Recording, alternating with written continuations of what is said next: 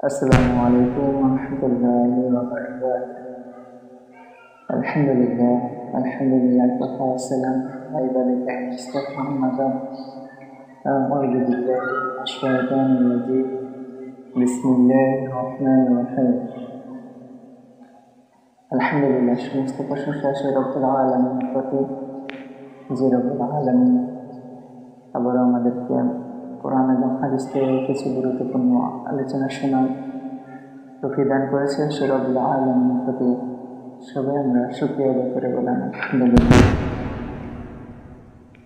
দুরূদ পাঠ করে মহানবী হযরত মুহাম্মদ সাল্লাল্লাহু আলাইহি ওয়াসাল্লাম বিশ্ব মানবতার দূত আল্লাহর বান্দা রাসূল আমরা সংক্ষিপ্ত দুরূদ পাঠ করে নবীজির উপরে সাল্লাল্লাহু আলাইহি।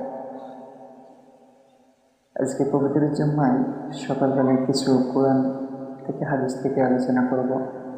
আল্লাহ পাক আমাদেরকে সম্পূর্ণ হাদিস এবং কোরআনের আলোচনাটুকু বোঝার তৌফিক দান করে সকলে আমিন।